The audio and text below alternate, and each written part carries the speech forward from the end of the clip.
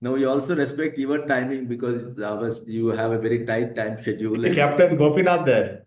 Yeah, he's there. Yeah. He's there. He's there. Hi. Hi, Nandan. Hi, boss. How are you? Hi, good to see you. Here is our. Oh, yes. He was our first speaker, sir, for this AKF series. Okay. So, sir, here we go. Hello, good evening, ladies and gentlemen, Ajeets, families of Ajeets, and friends worldwide. Wishing you all a very happy winter season, which in Karnataka, of course, has set in sooner than the previous years. I'm sure all our viewers are eager and excited to enjoy the cool evening today. To ensure a non-distractive session of today and to facilitate clear audibility for all, may I request all to please keep your devices on the mute mode unless required to. Thank you. I, Prakash Saigabi, an Ajeet of 1975 pass out batch, take this opportunity on behalf of the Ajeet Knowledge Forum, fondly called AKF, to welcome the globally renowned, distinguished Shri Nandan Nilekani, our honorable guest speaker for the 16th session. A cordial welcome to Captain Pratibha Best, Principal Sainik School, Bijapur, principals, staff, and students of various Sainik schools, military schools, management institutes, degree colleges all over, staff of banks, and many Ajeets from all over the globe, be it Australia, Europe, UK, US, Canada, to this session of Ajeet Knowledge Forum. Sir, we have staff and students from various Sainik schools and management institutes spread throughout the country, and some of them who are watching this program live seated in hundreds at their auditorium using a common link. We thus have thousands watching over this live streaming on YouTube and Zoom. I also warmly welcome audience from the corporate field. I am fortunate and opportuned to again welcome our revered speaker of the day, Shri Nandan Nilekani, for the day's session. Welcome, sir. Without much ado, I now request Mr. Ashok Dalwai to please introduce our guest speaker of the day. Mr. Ashok, over to you. Thank you, Prakash. And I will take a bit of time. Dear participants, let us welcome one of India's icons, Dr. Nandan Nilekani, a visionary leader, transformer of society, philanthropist, intellectual, author, entrepreneur, social entrepreneur, and above all, a humble human being. Nandan Nilekani does not need any prefix or suffix. His name is his address. He's a man next door, notwithstanding his global reputation. Growing up on one of the 7 hills of Dharwad, Saraswatpur, he is a blessed child of Mother Saraswati. Spending his formative years at Dharwad, he did his schooling at St. Joseph's High School and PUC at the Karnataka Science College. He took off from here to enter the hallowed portals of IIT Powai, Mumbai, and graduated in electrical engineering. The professional life thereafter has been one of adventure and excitement, as he and his other colleagues got down to writing a new history in the domains of technology-led entrepreneurship. It was pure conviction and resilience that had sustained them through the unfriendly license and permit Raj. The team of 7 had finally pushed the now globally famous IT company up the hill. Infosys had arrived on the scene. Nandan Nilekani, one of the prominent co-founders, along with the legendary Narayan Murthy, has created a niche for the global blue chip company and provided employment and a new life to thousands of aspiring rural youth, pulling them out from the backwaters to the sanitized workstations. Having earned for himself a seat at the high table of entrepreneurship, Nandan began to engage himself with the society for a larger cause. Beginning his societal engagement in 1999, Nandan Nilekani has led several transformational initiatives that have imbued the delivery systems of government and the society at large with transparency, objectivity, simplicity, and integrity in public life. The more important of these, structured as global models, include BATF, UIDAI, Digital Payment System, Digital Public Infrastructure, and ONDC. Bangalore Agenda Task Force, set up in 1999, was the maiden initiative in urban governance based on public-private partnership. which paved way for inviting unconventional ideas into city management. The cataclysmic outcomes included self-assessment scheme for property taxes, generally accepted accounting principle, gap as known based on accounting, Swachha Bengaluru, and so on. As chairman of UIDAI from 2010, he brought to bear upon the most complex Aadhaar system his vision, leadership, and insights of technology at application level. With 140 crore biometric-based unique identity numbers issued, the need for locational address has been rendered futile, and it is Aadhaar number that is the new address, enabling the mobility of people across the country. Nandan further expanded the horizons of Aadhaar number to develop eKYC, e-authentication, Aadhaar-enabled payment system, e-banking, DigiLocker, and so on. Today, India is a model to the world for its high-integrity digital transfer of millions of cash based on JAM Trinity, Jan-Dhan account, mobile number, and Aadhaar number. Digital payment system was simplified and made a single payment gateway, Unified Payment Interface, UPI. An initiative of NPCI, Nandan has had a lot to do with its success. His vision has always been to create an open access and competitive market to the advantage of every Indian resident. This is how an uneducated woman vegetable vendor today asks you to pay on the payphone or Google Pay. He has now been busy with overhauling the country's marketing canvas as head of ONDC's 14-member advisory council.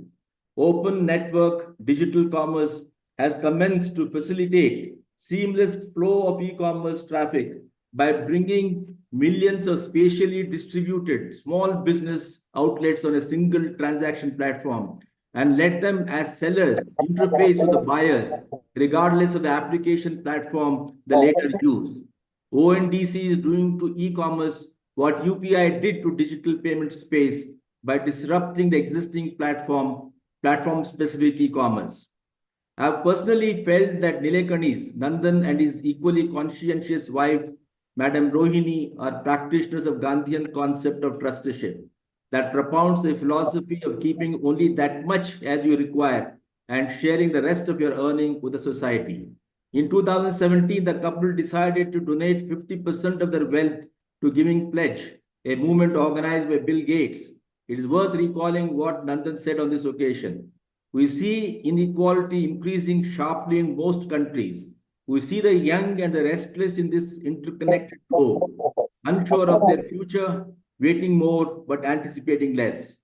Madam Rohini and Nandan are philanthropists, no doubt, but may you all note that the donations mostly revolve around education, ecology, and people, for they believe in education as a foundational tool for life. For want of time, let me cite just three. In 2008, Nandan set up the Indian Institute of Human Settlement to help solve urban challenges. With a donation of rupees 170 crore to ecology, Madam Rohini is India's largest environmental philanthropist. Nandan donated to IIT Powai a magnanimous sum of rupees 400 crore to build new hostel blocks, co-finance the School of Information Technology, and establish India's first university incubator.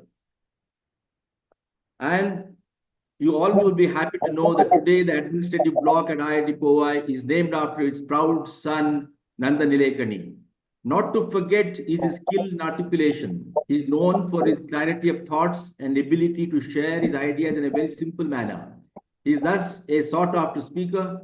His book, Imagining India, and co-authored book, Rebooting India, Realizing a Billion Aspirations, emphasize on the idea of renewed nation.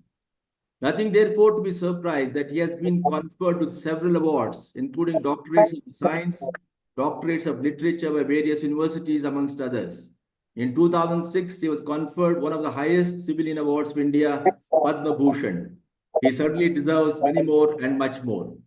Friends, here I bring you on the stage Nandan Nilekani, with whom I've had the good fortune of working twice in my career. First time as member secretary of the BATF in my role as commissioner of Bangalore City Corporation, and then as head of the Technology Center UIDAI. Having closely interacted with him, I can describe him as a role model in leading a life of purpose. Sir, may I now invite you to deliver your talk. that everyone is looking forward to. Sir, it's yours.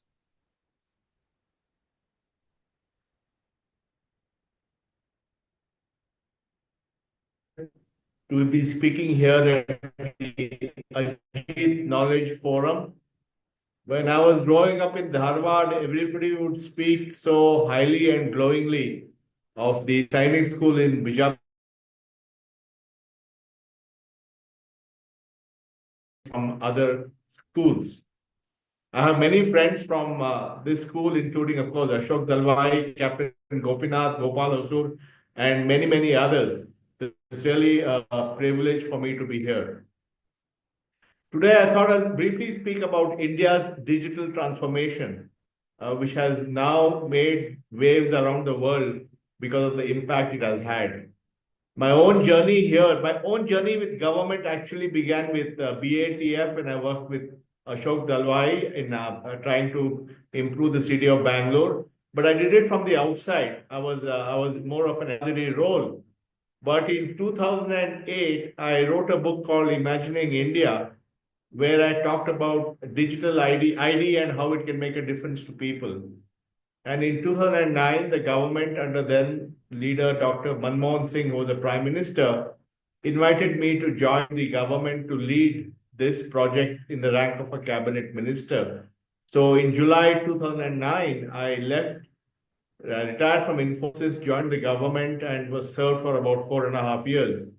And I was given a very simple job. My entire job description was in one line, said give a unique ID to every Indian, but it didn't say how I should do it.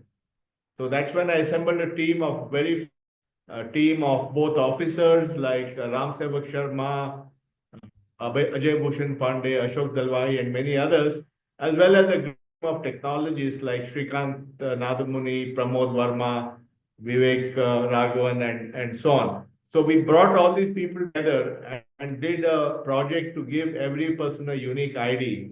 Now, this was a very complicated project because we had no paper. People didn't have birth certificates. There was no way for them to identify themselves. So we had to use biometric deduplication. So we used the face, the address, the face, the biometric fingerprints, and the photograph to establish uniqueness. And nobody had done this before. The largest database so far of such biometric IDs was only about 100 million the US had. But we were trying to do it for 1 billion plus. And nobody had tried this before. But we did a lot of experiments and came to the conclusion that if we have the 10 fingerprints, the iris of both eyes, and a photograph, that would be adequate richness of diversity to establish uniqueness. So we built a very sophisticated platform which was capable of dealing with 1.5 million enrollments. And this data center was based in Bangalore, where Ashok was there. I was based in Bangalore and Delhi, and our administrative office was in Delhi, where I worked with the government. So, but this was not just a technology challenge, it was also a challenge of how do you get a whole country behind something like this. So I had to work with every political party, I had to work with every state government, bank, courts, parliamentarians, judicial activists, journalists. So I met everybody over 1 or 2 years. And finally, we launched this ID in September of 2020. And at peak, we were doing 1.5 million enrollments per day. Now, when I set up this office in the government, I had also made a few requests to the Prime Minister. One, of course, was that I would report directly to him, that there would be a separate cabinet committee to oversee the project. There would be a law. There would be a law. There would be a law to oversee Aadhaar and many other things, and the Prime Minister gracefully agreed to all my requests. And I set a goal of 600 million IDs in 5 years, and we managed to do that in 4.5 years, at which point I stepped down. And then subsequently in July of 2014, I met Prime Minister Modi, was also a very keen technology enthusiast who also saw the power of Aadhaar and continued it with full vigor. So today Aadhaar has about 1.3 billion people on it, and it's used about 80 million times a day for authentication. So across the country, it's used by everyone for authentication. And we also came up with the concept of KYC, which is know your customer.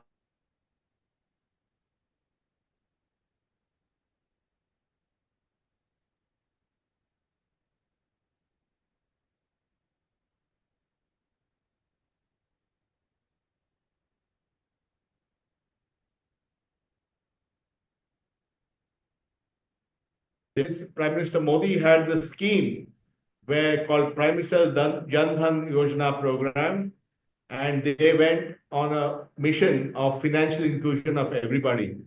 And today we have more than 700 million or 70 crore Aadhaar linked bank accounts, which so in India did in 8 years or 9 years what would normally have taken 45 years. And the Aadhaar KYC, which electronically allowed you to open an account in 2 minutes, was the reason that you could do this at a very fast pace. So that's how financial inclusion was done.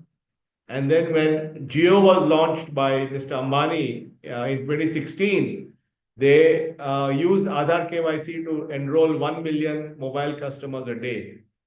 So today we have what is called the JAM Trinity: Jandan, Aadhaar, Mobile. Jandan is the bank account, Aadhaar is the digital ID, mobile is the mobile phone. And we think these three things, these three numbers are required for everyone to do their tasks. And then we also connected, because we had connected the Aadhaar to the bank account, we could do direct benefit transfer. So today we have these 700 million Aadhaar linked bank accounts, and either the government or a family member can use this to send money to anybody in real time. And India has transferred more than $300 billion using this platform. And it is the basis of all cash transfer in India. And it has changed the face of benefit transfer, because earlier benefits, it was very difficult to reach it to the people. There was a lot of diversion and so on. And now it goes electronically in real time into people's bank accounts. And they're able to do that. And many schemes you see today in different state governments announcing, all of them, the basic plumbing they use is the Aadhaar linked payment bridge to transfer money. So it's really become a very core infrastructure for the country. But it was not sufficient for us to transfer money. We also had to have people to withdraw money. And there again, we used Aadhaar authentication at a business correspondent. Somebody could go to a BC in a village, do an Aadhaar authentication, withdraw 500 rupees from his bank account, and the BC would give the money. And on the system, it would debit the customer's account and credit the merchant's, the BC's account. It was a way of creating what we call as a micro ATM. And there are a few million of them today. So everyone in India is within a few, maybe a kilometer of a BC. And therefore, we completely changed the whole way of how money flow happens in the system. And then we realized that it is not sufficient to do cash in and cash out. We also have to do pure digital payments. And that's how the idea of UPI was born. And UPI was built by NPCI, the National Payment Corporation of India, which is a fantastic organization that was just set up 16 years back. And this organization built UPI between 2013 and 2016 and launched it in 2016. So 2016 has been a defining year in India's digital journey. On April 4th, 2016, we reached 1 billion Aadhaars. 100 crore Aadhaars in India. On April 11, 2016, UPI was launched by the Reserve Bank of India governor. On September 5th, 2016, Jio was launched, and that led to a mobile transformation of data. And then on November 8, 2016, we had the demonetization of currency notes. And 29 December 2016 was the launch of the BHIM app by the Prime Minister. So in the space of 9 months, many different things came together, which led to this digital transformation. And today, UPI does about 16 billion or 160 crore transactions a month, and it is used by 400 million active users. And there are about 50 million merchants, including coconut vendors, roadside, people selling vegetables in a cart. Everybody uses UPI. And this has transformed the country in a very big way. So all these things sort of were layers and layers of technology that were built on top of everything.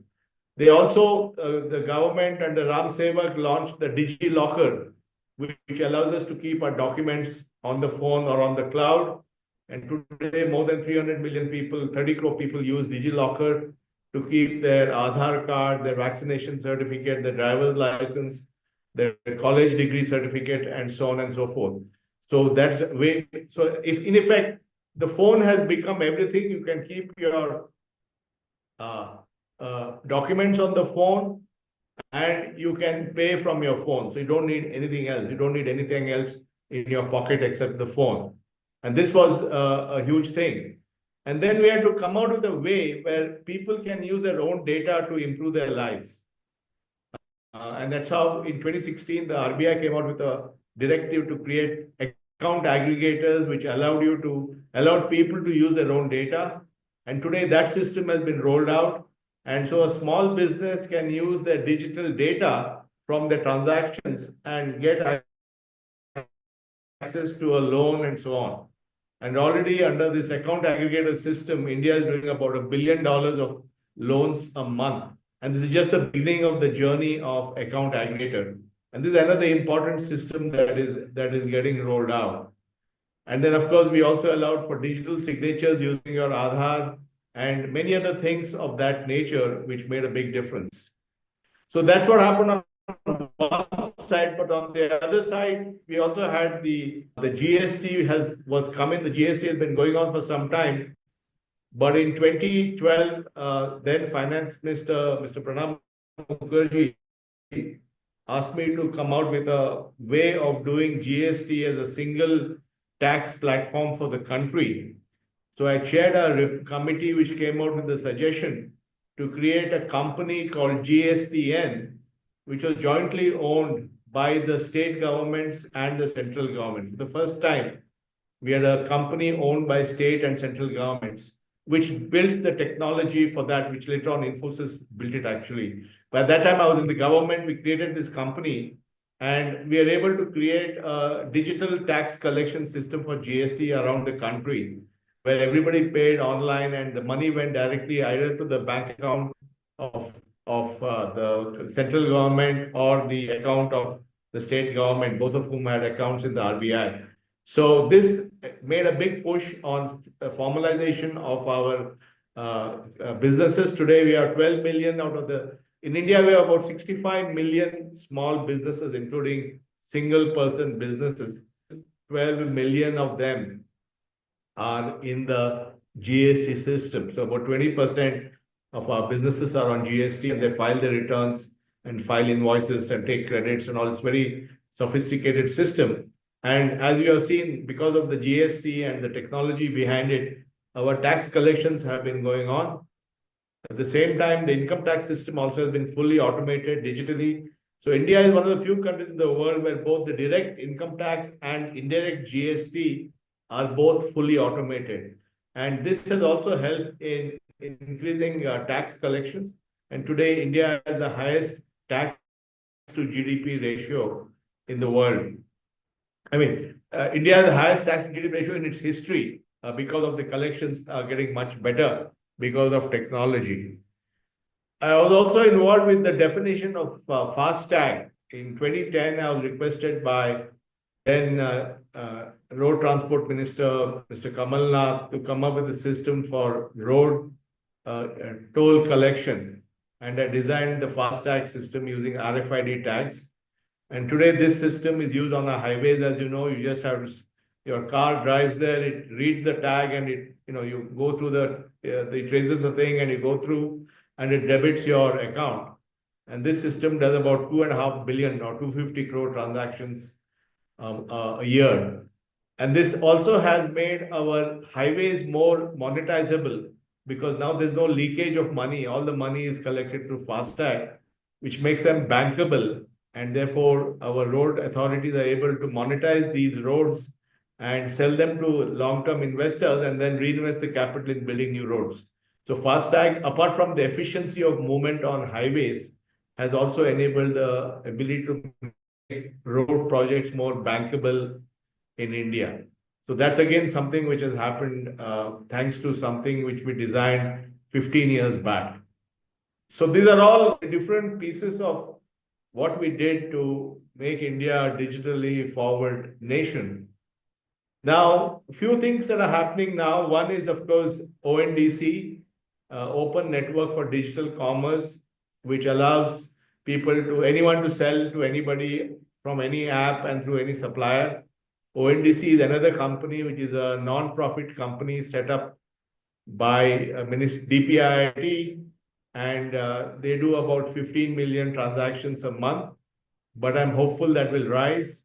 We also seen new models of mobility like Nammayatri, where instead of going through an aggregator, you pay directly to the driver and he gets the full amount in real time. And that is another example of how open networks can make a difference. And now we are applying this open network thinking to energy, because now with rooftop solar, we're going to have millions of homes generating energy, and every home will have a two-wheeler or four-wheeler EV. So they have a battery in their house. So in tomorrow's distributed world, every home is a producer of energy, consumer of energy, buyer and seller of energy, storer of energy. And this requires a whole new architecture for our entire grid. And that requires open networks. So some of the work we are doing called Unified Energy Interface is to make open networks for energy. Another area which, of course, everybody is very keen on is AI. And what does AI mean for us? In India, we are hoping to be the AI use case capital of the world, because we're going to be using AI in a big way. We're already using AI for language. I've supported something called AI for Bharat, which supports, which provides the open data for 22 Indian languages, which can then be used for language translation or speech to text or text to speech. And we're already using this in many cases. For example, the PM Kisan scheme, which transfers DBT to farmers, also has a chatbot where anybody can speak to the system in any language of their choice and ask questions about what is happening to their money. And this is live, and lakhs of people are already using this application. Another example of AI is what's coming up in agriculture. The Ministry of Agriculture, Ashok has been part of that. It has built something called Vistar, or Open Agri Network, which will allow all agri knowledge at the fingertips of the farmer. And the farmer can talk to the phone in Hindi or Tamil or Gujarati or whatever language they want, and get all the best information across the system. And the idea is that all this is part of the improving the farmer productivity so that they're able to increase their incomes. That is all using AI. Another very exciting use case of AI will be in education. As you know, one of the challenges we have is we still have a large number of children who are not able to read or write even in their native tongue. And that they're also not able to do basic arithmetic.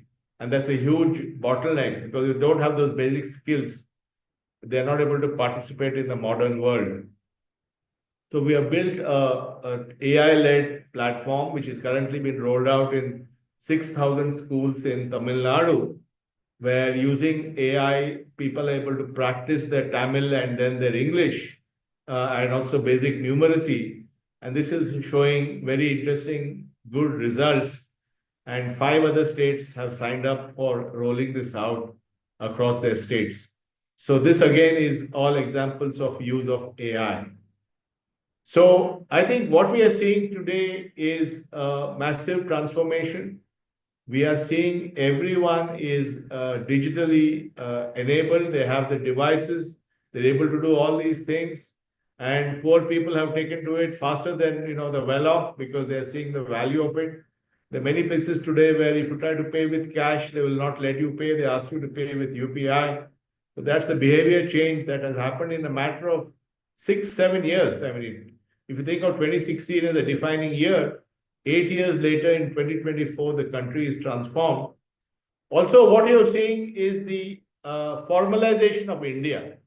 Earlier, India had a few people, maybe 10, 20 million people who paid income tax, maybe 40 million people who had a passport, and the vast majority were outside the system.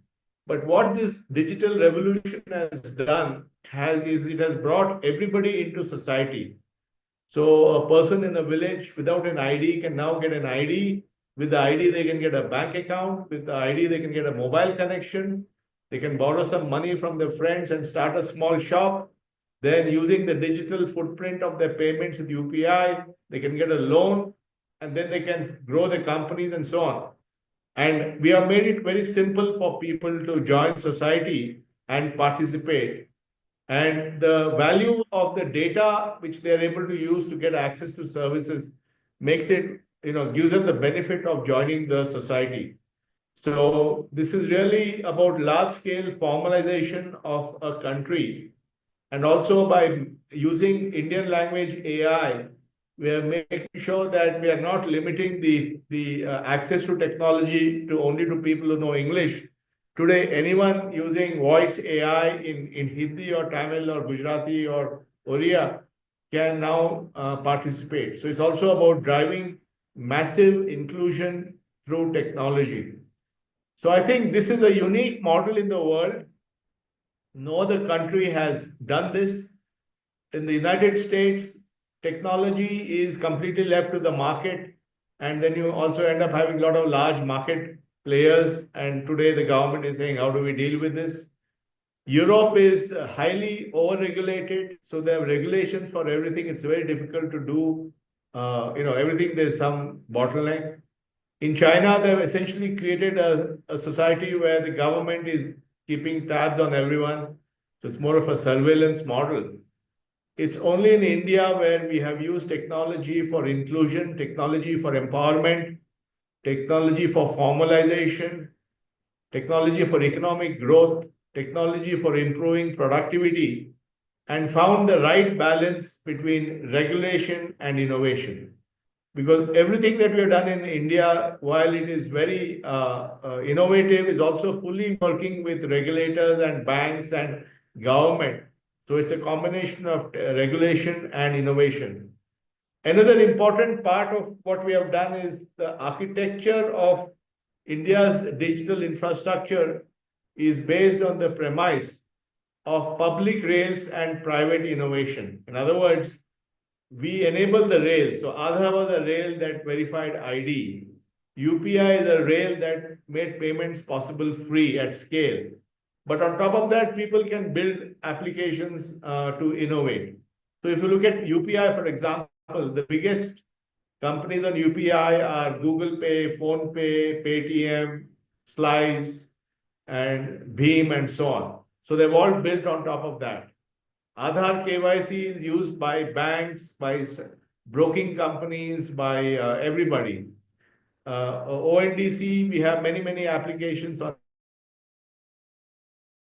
The FASTags are issued by different banks. There's not just one agency doing something, it's creating an ecosystem of players who all come together and can innovate on top of that. And now this has gained great demand globally. We have a program now to take, we call this thinking as digital public infrastructure, a way to do digital transformation at population scale by having public rails and private innovation. And this idea now has been accepted globally. The UN has come out with UN, World Bank, IMF, everybody now is talking about this. And we have a plan to take DPI to 50 countries in 5 years. We already have about 20 countries around the world which are using some form of DPI, whether it's ID or payments or whatever. So this is something which is in some sense intellectual leadership of the world, thought leadership of creating something which the world recognizes and is using. And so we hope in the next few years that this will go out globally. So I will stop here because there's many more things, but I wanted to convey to you that the Indian journey of digital transformation, which has been more than 15 years, we have been at this journey, has touched every person in the country, every person getting an ID, every person getting a bank account, every person getting a mobile phone, every person paying digitally, every person going through the highway with FASTag. So these are actually not just something inside some room. These are directly in people's lives, and people's lives are changing for the better, and we're getting big response. And we think this is also making the economy more inclusive because everybody can participate. And therefore, it's not a model of just a few people benefiting, but the economy becoming inclusive. And that's what is happening. And we are only maybe 3/4 of the way on the journey. There are many more things happening which will come out in the next few years. But India's digital transformation is also leading to India's transformation. So with this, I will stop here, Ashok, and I'm happy to take questions from everybody.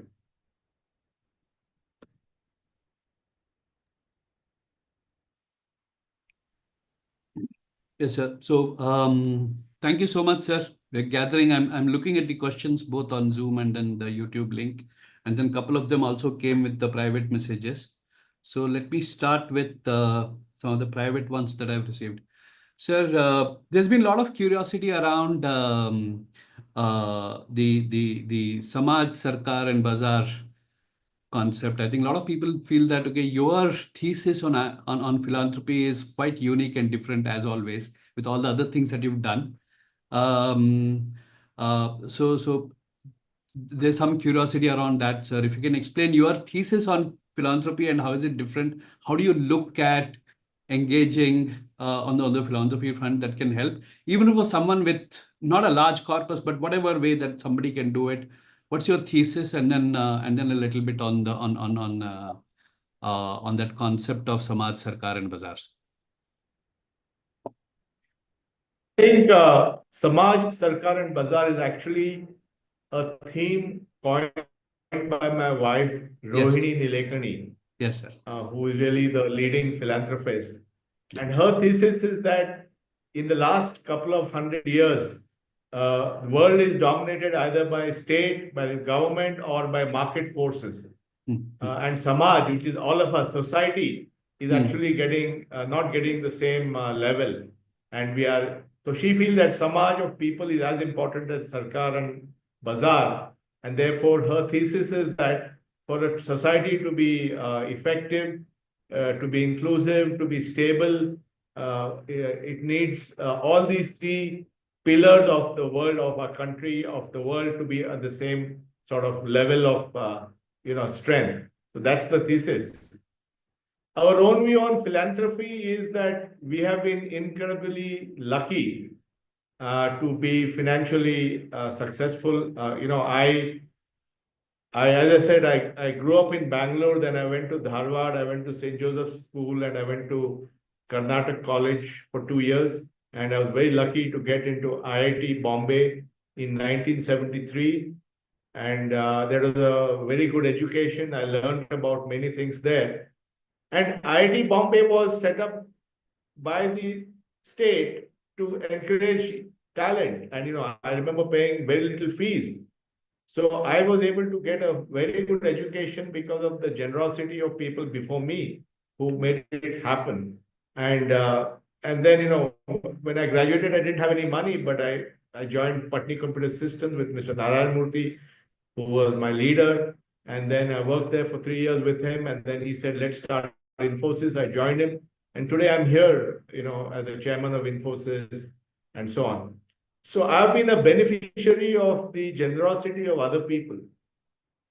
So I think that those of us who are successful and have made a lot of money, lot or even it's not a lot, some money, should contribute to giving back. And that's the philosophy that both my wife my wife and I believe in.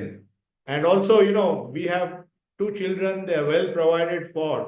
So we don't really need to leave them more money. It's better that we use it for society. Right. So both of us support many things. I support IIT Bombay, Karnataka College, St. Joseph's, IIHS, and many others. She does a lot of work in environment, climate, many things, all over the place. So I think that's our philosophy. And I think everybody can give a little bit back because all of us are the beneficiaries. I mean, all of you went to Sainik school, Yes, sir. again, set up by the government, and all of us have got great education thanks to these investments. So if we have managed to be successful, then I think we have a moral obligation to give back. Right. And I enjoy it tremendously, giving back to all these institutions, and I will be doing more of that. Sure, sir. Thank you so much. See, the other the common theme that I'm seeing from the questions is obviously around AI, sir, and more perhaps for the youngsters. Of course, you did touch upon AI for Bharat, and you talked about a couple of use cases. So if somebody is perhaps a 20-year-old or someone like we have many Sainik schools also joining today, perhaps 16-year-olds. What are the opportunities and what would be the advice for them? Should they be scared? If so, of what? Or should they be excited? If so, of what? Well, I think AI will definitely have a significant impact on our world. Yes.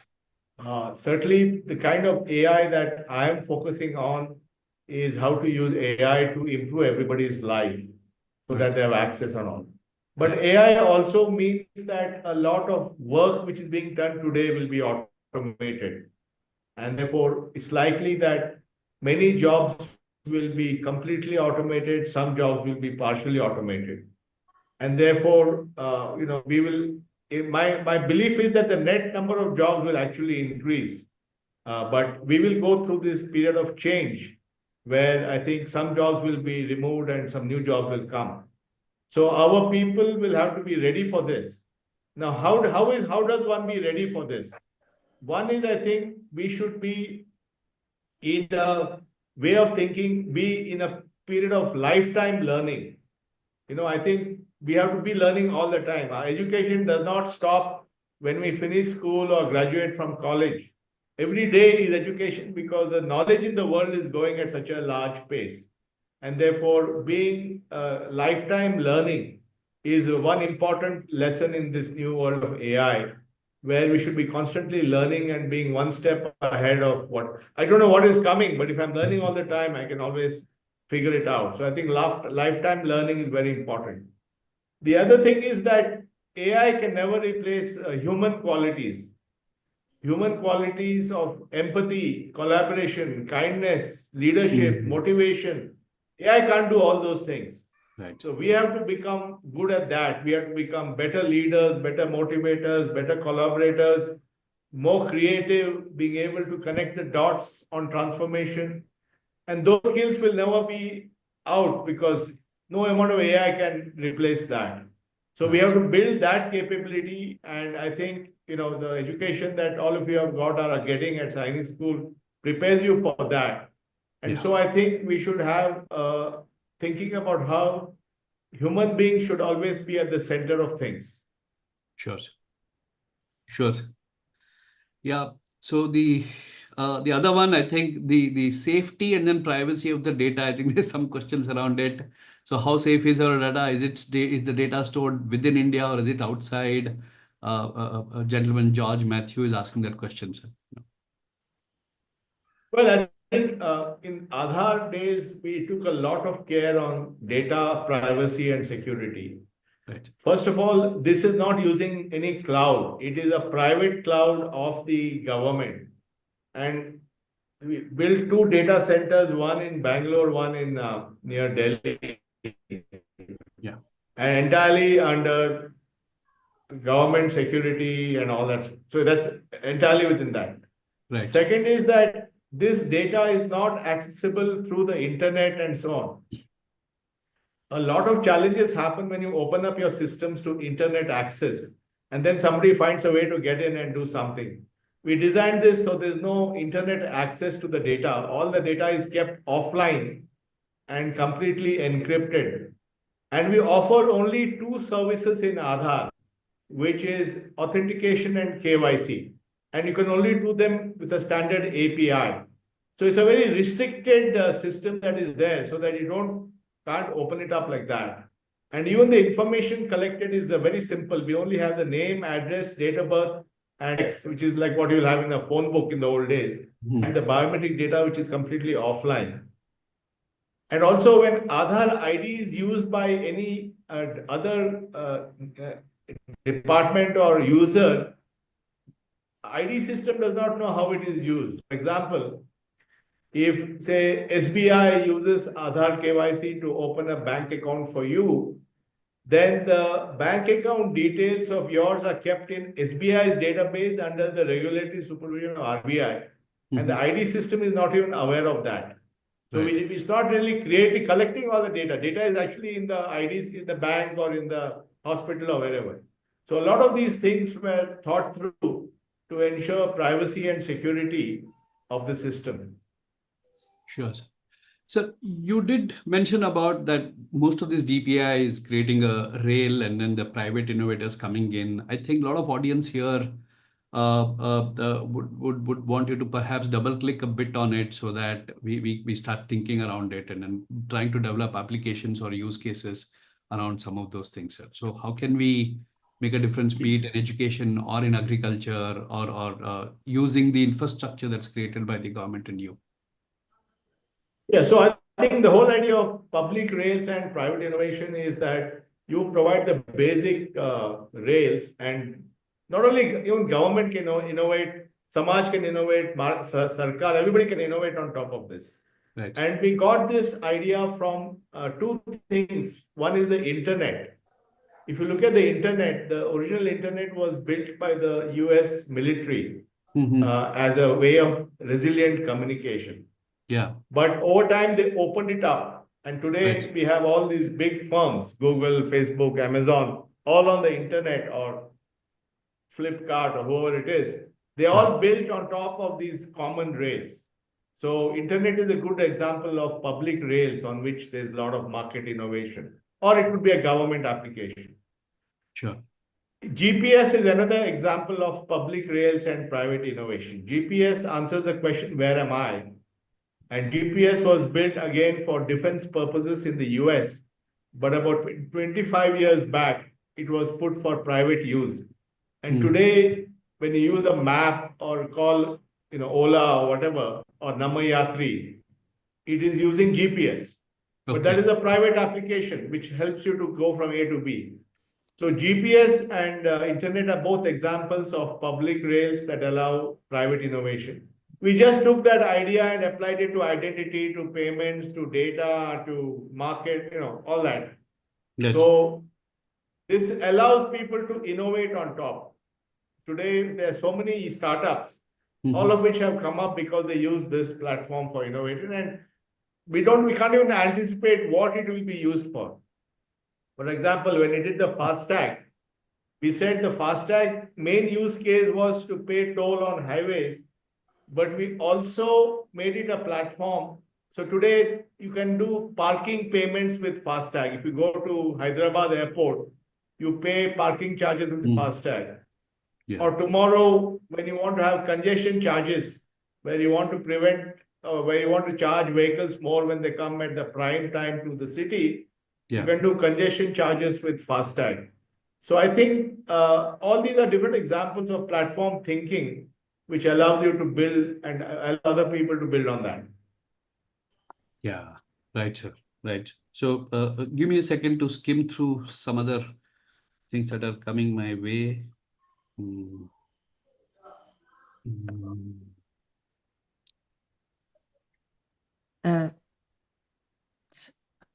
Milin, Yes, sir.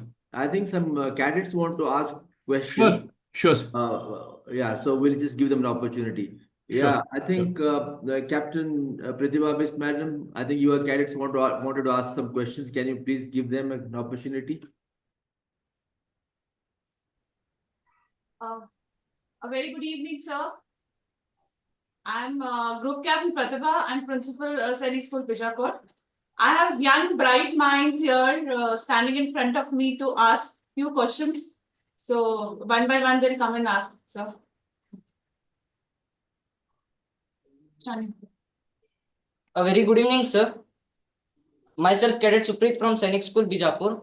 I have a question that what message do you want to leave for we young youths, where in this era, most of them just think of owning few handy jobs like engineers or doctors, how they can think of becoming an entrepreneur in this nation building where technology is growing very faster. I think they do need to get that basic education anyway. So I think it's perfectly all right if they want to be engineers or doctors or accountants or whatever. But I think they have to keep an eye out for opportunities because we are a society which is growing very rapidly. India is one of those rare countries that is growing at 6-7% a year. We have the youngest population in the world. So all of you are coming of age at a golden age in some sense. And this will create many, many new opportunities for entrepreneurship. But I would suggest right now focus on getting your education at Sainik School, getting a good degree from a good college, and then keeping your eyes and ears open to do startups and so on. Just to give you an idea of what has happened in India, in 2016, India had 1,000 startups. Today, India has 100,000 startups. So everyone is there. And, I meet very, very impressive young Indians. Recently, I met a guy called Awais Ahmed, who is 27 years old. And he has launched a satellite company called Pixel. Or even more, I met this kid called Ajeet Palicha, who is 22 years old. And he runs Zepto, which has been valued at $5 billion. So, entrepreneurship can come from anywhere, but you need to be focused, you need to be alert, you need to understand what markets want, you need to get the product market fit, you need to be able to tell a good story so you can raise money, you need to find other people as partners in your enterprise. So a lot of those things, I think, so all of you can, and now there are many, many places providing entrepreneurship training, incubators, accelerators, angel investors. So the ecosystem is very vibrant today for entrepreneurship. Sure, sir. So can I make my segue to Dr. Rajeshwari SM, and then I guess even Captain Gopinath has a question for you. So I think these could be the last two questions. I know that you have a hard stop at 7 p.m. So just two questions. Dr. Rajeshwari. Good evening, Ashok Dalwai sir, and to all the dignitaries who are participating in this webinar. Namaste to Nandan Nilekani sir. To introduce briefly about myself, I am Rajeshwari sir, lateral entry civil servant who have joined Ministry of Rural Development in the capacity of director, sir. So when, as you were saying, I was very fortunate to hear directly from Ram Sevak sir during my training recently. And we got through the journey, we got to experience the journey, what you explained to us, the how the Aadhaar card was conceptualized, everything, sir. What I wanted to briefly tell you at this point, it's like a dream come true moment for me, though I'm talking to you virtually, but directly. What are the major digital things which have been which happened in India today? What we are experiencing earlier, something digital technology was considered to be an elite urban sort of thing. But today it is being like very successfully penetrated in rural areas. I could say this because we are working with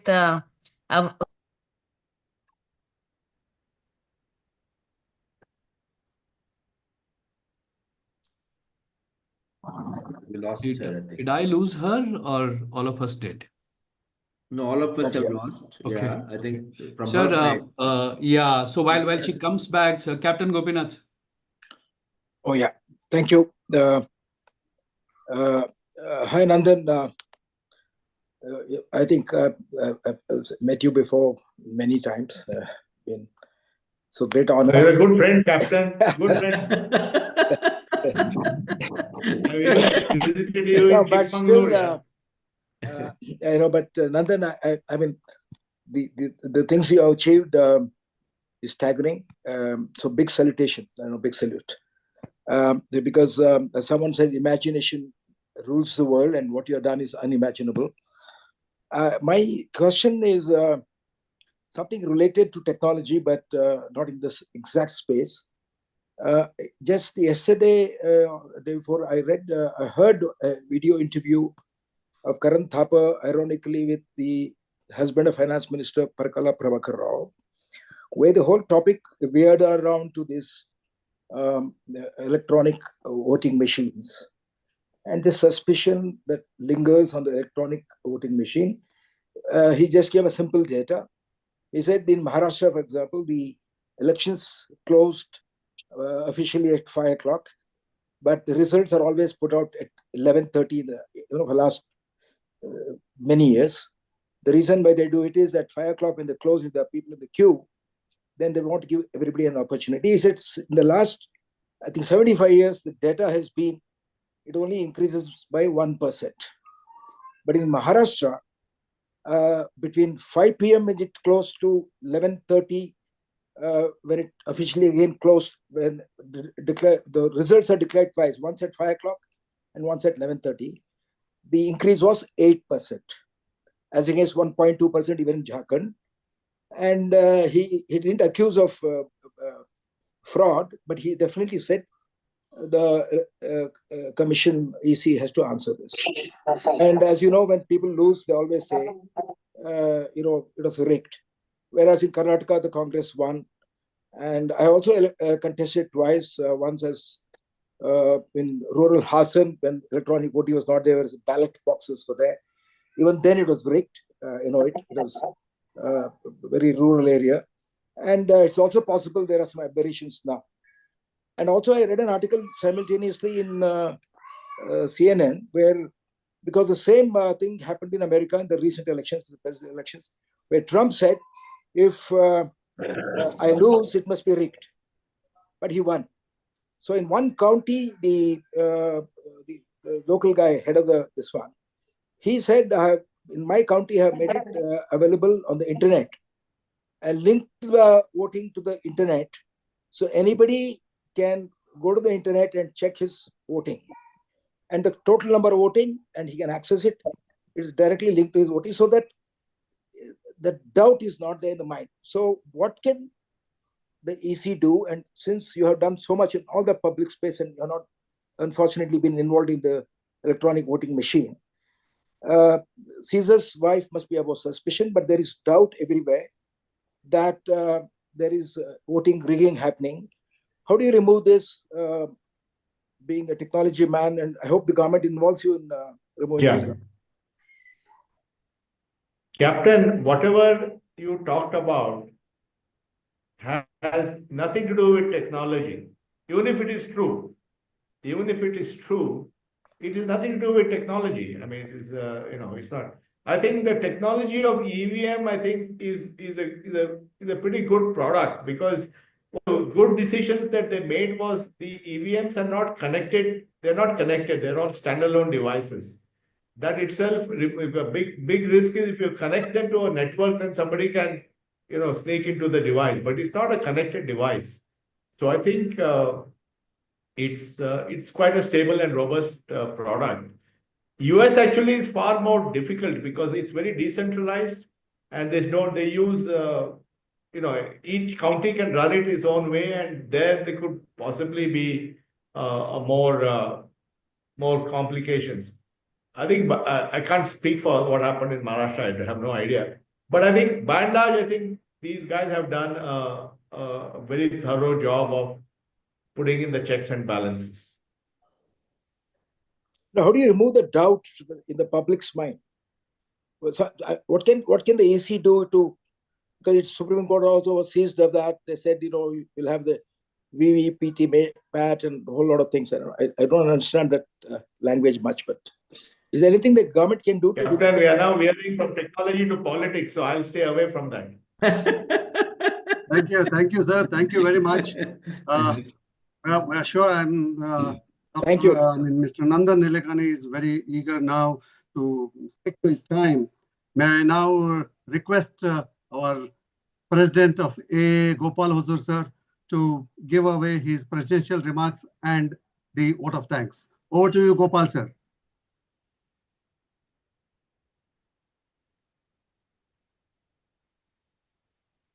Gopal, sir, you're on mute. Unmute him, please. Milind, please get him unmuted. Yeah. Jairaj, can you unmute Yeah. him, please? So I have unmuted him, so he should have received a Yeah, notification. please. Yeah. Gopal, sir, please go ahead. Thank you, Prakash. Thank you, Ashok, Milind, and the whole team. I hope I am audible. Yes, yes. So we are now coming to the end of this memorable gathering. I must say, it feels like we have been truly served a feast, a virtual banquet that will linger in our hearts and minds for a long time to come. Despite being the president of the association, I have just been given 3 minutes time to speak at the end. And I know Nandan is a stickler for time, so I'll try to restrict it. I'll speak in what they call in the technical language a zip model. I will condense everything that I wanted to say into a few sentences. Let me begin with a very personal note and a personal anecdote. I am named as Gopal by my parents. Most Indians name their children with the names of the gods. I think in India there may be 1 million Gopals, but now today Gopal Hosur has become unique because he has a unique identity for himself. Good one. Sir, you have given me an identity that starts with 9233, followed by 8 more digits, which nobody can replicate. Thank you for this. But it's not just for Gopal Hosur, it is for 1.4 billion, or as you said, 1.3 billion Indians. I think this is a staggering number. Once an identity is fixed for a citizen, I've been in the police, I know, the rest follow, both the good, bad, and the ugly. Because identity is a very important part of criminal investigation. Now, a personal anecdote. About 2 decades back, I hosted a dinner and called a few friends. It was at the Chancery Pavilion. Suddenly, I felt like inviting Nandan for this. So I sent him, called him up. I said, "Sir, can you make it up for this dinner?" I'm not too sure whether he would turn up or not. But I had to make a request. Like I made this request for this AKF, the first mail that I sent to him. To my surprise, he arrived. He arrived on time, and he arrived without fanfare. He mingled with each and everyone there effortlessly, like a boy next door, as Ashok mentioned it in his talk. Common man. So I think this defines the person. Despite the staggering heights that he has reached, he remains to us a very, very simple, straightforward, honest, upright Indian, and we should be very proud of him. Today, I think AAA should feel very proud that he has been with us. And sir, a word of gratitude to you. I know you're a man constantly on the move. Your calendar is brimming, overflowing all the time. But that you accepted our invitation at a very short notice on a single mail was not just exciting for me, but I think for all my alumni. So when I announced your name that you're going to address us, whole of our WhatsApp groups, I could see a palpable buzz. Messages flooded in. Milind Katti, who is on the show, who was asking the questions, he described you aptly. He said, the nation gets a person like Nandan Nilekani once in a century. Once in a century. It actually reminded me of the stalwarts of our freedom movement, who gathered together, who galvanized this country into one entity and fought for the freedom, despite the humongous diversity that had. They achieved unity. they achieved oneness of the nation. But your silent digital revolution has brought about uniformity between the rich, the poor, the small man, irrespective of caste, community, and creed. I think this contribution is unimaginable. Your work does not just belong to one domain or one corner of a society. It is universal. As you rightly mentioned, many countries are trying to replicate this transformative change that is taking place worldwide. You have actually strengthened, I must say, the constitution of this country by bridging a lot of divides, both social, economic, political. Hope you are trying to touch on this, and through the power of technology, which is impersonal. So on behalf of the AAA and with all humility, I must say a big thank you, sir, for your inspiring us this evening. I also thank the AKF team who have put in a lot of efforts to put together this program. But before I conclude, I have two requests for you. The principal of the school is on the show, so she called me up a couple of days back. Bijapur is not too far away. We have Captain Gopinath's helicopters available. I request you and Madam Rohini to fly down to Bijapur, visit our schools, and if possible, let us be benefited by your philanthropy, because I think Sainik School is a crucible of military and civil leadership in this society. It has turned out outstanding people. Many of youngsters are doing extremely well today, and I'm sure you will be very happy to extend, and Madam Rohini will be ready to extend all our support to the upliftment of this. And our aim is to become the best Sainik school in the country and become the best alumni. Of course, the second one you also touched on. You have done a lot of things for it, but I don't know how to make this request to you. Can you do something to ease the traffic of Bangalore, sir? I think all Bangaloreans look forward to it. You are a resident of Bangalore, and I think one of the goals that we have is Bangalore. I have tremendously enjoyed being with you, even when you try to dabble into politics. I sat with you on a couple of occasions. We thought on many things. I wish you are already in public life. Your stature is much higher than any political leader today in this country. So I wish you all the best. Thank you for coming, and thank you all those who are on this show for being a part of this wonderful occasion. Thank you. Thank you, sir. Thank you with these words. Yeah, I think Prakash, sorry Prakash for intervention. Krishnamurti Thakur wants to show the portrait he has drawn of the guest. Please, can you have it, please? Yes, where is Krishnamurti? Krishna, can you kindly show the portrait you have drawn?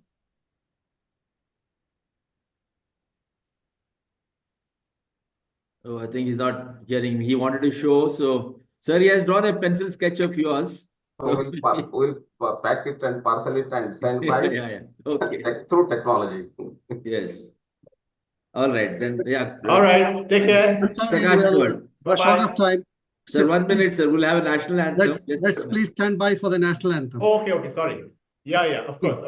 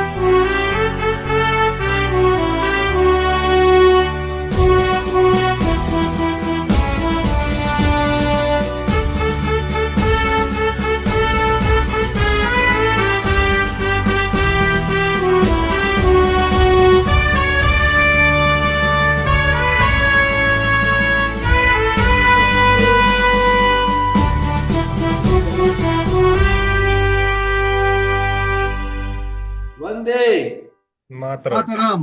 Vande Mataram. Vande Mataram. Jai Hind. Jai Hind. Thank you and good Thank night, you, sir. everyone. Thank you, sir. Okay, bye-bye. Thank you, sir. Thank you very Great, much, sir. sir. Okay, thanks, Ashok. Thanks, Gopal. I think we have been on Thanks. time, sir. I think we have been Yes, on thank time. you very much. Yeah. We are disciplined boys.